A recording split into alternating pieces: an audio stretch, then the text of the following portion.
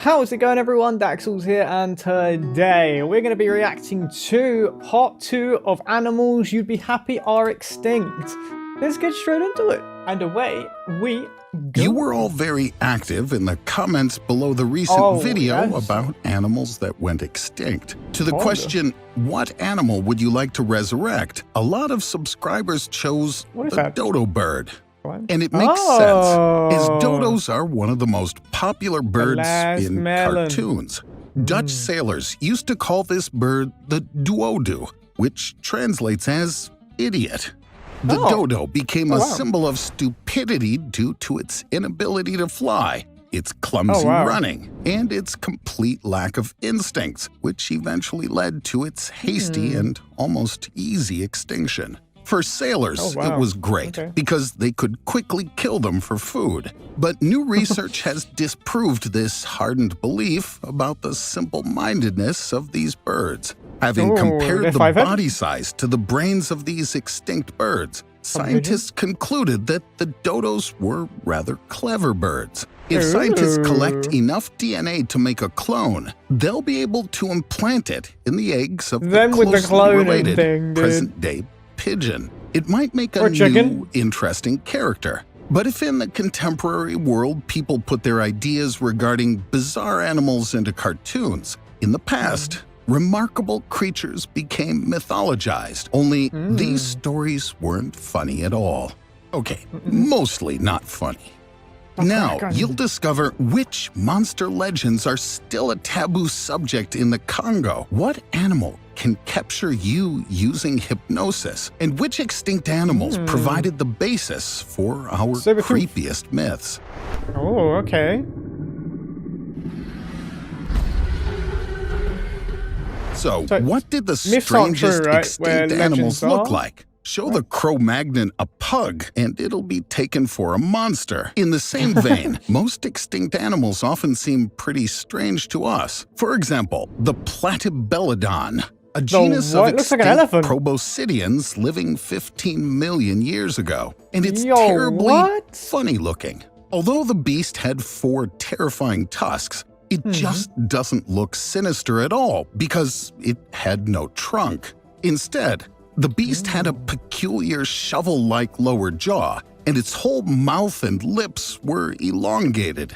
Present-day elephants would certainly laugh at this poor fellow. There's another creature that looks a bit like Platybelodon, and it's called Dinotherium, and it survived until the early Pleistocene. This guy was lucky enough to have a trunk, but its tusks pointed backwards. Scientists are still arguing about how it could possibly use them, because this is kind of what it would look like if you were defending yourself with a knife and threatening your opponent with the handle. We all remember Jim Carrey playing the guy who always said yes. This guy must be the one who always says no. I mean, the slightest nod, and it would injure itself. That's a whole new level of self-deprecation. But there are some other rather peculiar extinct creatures that humans actually got to see with their own eyes. Roy Mackal, a University of Chicago biologist in the 1980s, decided to lead an expedition to the Likwala swamps to search for the mysterious water monster that was described in the myths and legends of the Republic of the Congo. But the nearby tribesmen refused to assist him in any way. It turned out it was a taboo subject in that area. That's how much people were afraid of this particular creature. One woman finally shared her ancestors' tales and told the researchers a story of an animal with boards in its back. When she was a kid, her parents warned her about a strange beast and advised her to hide behind trees if she saw it in the woods. She also added that once she actually noticed the creature's back peeking out of some water. But what is this fantastic beast? Thumbing through a book with dinosaur illustrations, this woman, who had been scared of the monster since childhood, abruptly set her eyes on a picture of a Stegosaurus. It was also very reminiscent of Spinosaurus. But all the dinosaurs have gone extinct, haven't they? From the description, it was probably Nguma monene. Nguma What a monene name. is a giant lizard that lived in Central Africa. It had a forked tongue, short legs, and a serrated frill along its spine. Jesus. That's why this giant, 15-meter-long lizard resembles prehistoric animals. It moves quickly through the swamps and eats birds and monkeys. And that means it could easily make, for example, a child lost in the jungle into a menu item.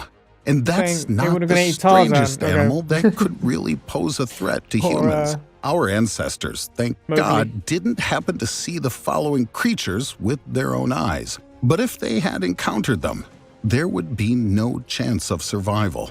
For example, therizinosaurs. This guy's listed twice in the Guinness Book of Records. First, for having 3 claws on each of its paws, with each of the claws being over a meter long. Therizinosaurs could easily kill a person with their embrace. Second, the relatively tiny skull of this 12-meter tall monster was desperately trying to fit with its long neck, but looked quite disproportionate when combined with its large body. It's got a little head. It looked pretty strange already. It turns out it's possible to be so strange that it would be considered a record. It might just be that this guy is the prototype for our well-known friend, Freddy Krueger. The next beast didn't become a myth, but somehow people associate it with Lucifer. And it's a frog. What? No, not like that. But the giant devil frog, also known as the Beelzebufo empina. It's gigantic because it's the size of a pit bull and weighs as much as an alibi dog. It's the largest frog that ever existed. But why do they call it a dog devilish? Frog. That's because crazy. its jaws are capable of producing pressure, the equivalent of 2,200 newtons, which is close to the jaw-closing force of mammalian predators. That's why this frog could have easily had dinosaurs for dinner. But could it have the power of hypnosis, like the Hypnotoad now you're from taking it too Futurama? far. In Australian Aboriginal folklore, there's a legend about a strange and dangerous amphibian that turns people into slaves after hypnotizing them. Meet Bunyip. It's crazy that animals and creatures over evolution have gotten smaller and humans have gotten bigger. I just realized that. It's weird. It's really weird. We're getting bigger and they're getting smaller. They say it hid in the depths of swamps and small rivers. Legend says that the creature was even capable of changing the water level. This mysterious beast hunted people, especially women and children. Bunyip killed its victims by hugging them to death with its sharp claws. But as it turned out, this mythological creature could be the extinct Australian marsupial called Thylacoleo, also known as the marsupial lion.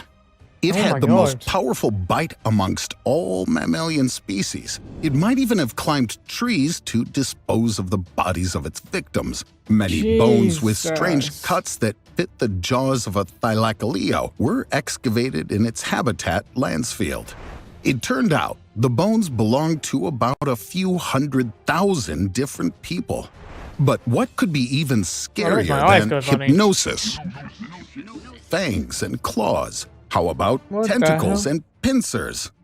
And so we come to myths of extinct arthropods.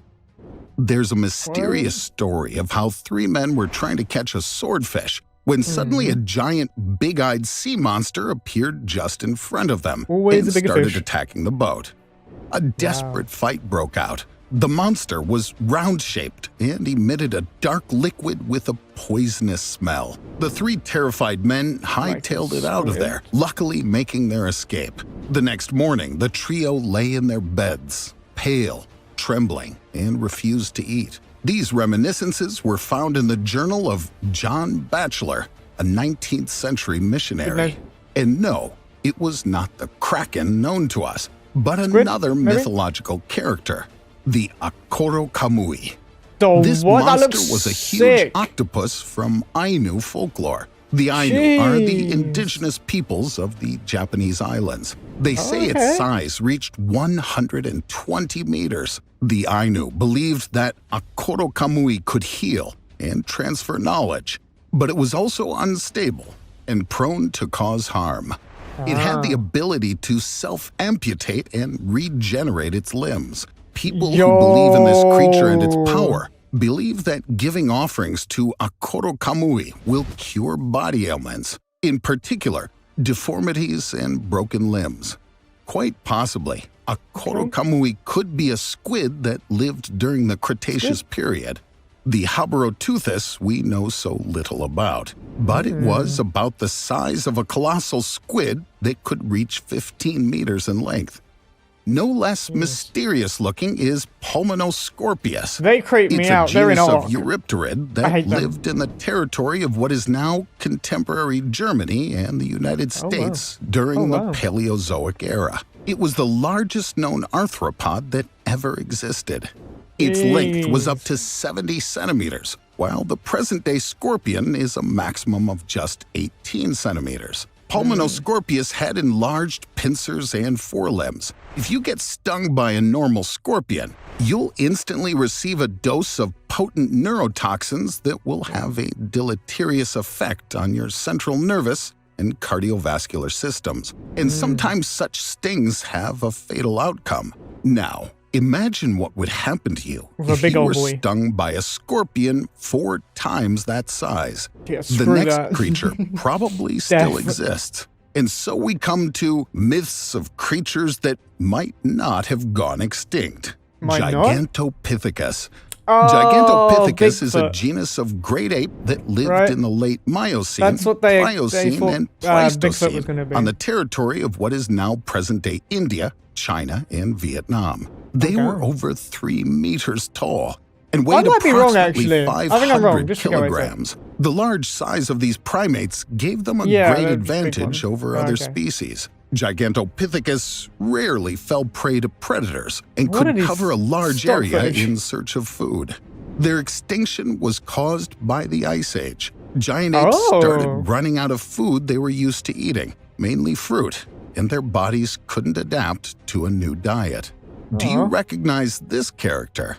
Legends of many civilizations speak of strange people or apes covered head to toe in fur. Bigfoot's image is based on apparent eyewitness testimony, large footprints in snow, and samples of fur. But the most likely explanation for Bigfoot, and the Yeti, if they exist, is that they are the direct descendants of Gigantopithecus. This intelligent animal, which prefers to be alone, would likely retreat into the deep woods or mountains if human civilization invaded its territory. And if it were clever enough, it might be able to hide from people for hundreds or even thousands of years. We wouldn't and finally, we come to future legends about strange animals.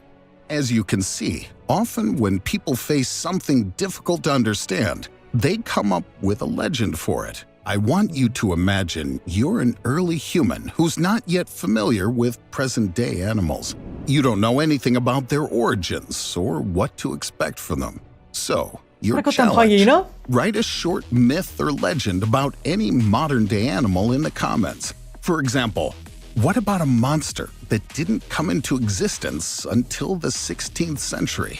Yeah, I'm talking about the pug. Okay, that was pretty good. That was actually kind of nuts what the creatures existed, and yeah, that was glad they're not around today. That's for damn sure. Good video. Okay, everyone, that is the end of the video. If you enjoyed that video, maybe check out some other videos I've reacted to, suggested by YouTube themselves, or the most recent video up there. Subscribe if you haven't already. I will see you in the next video. Later.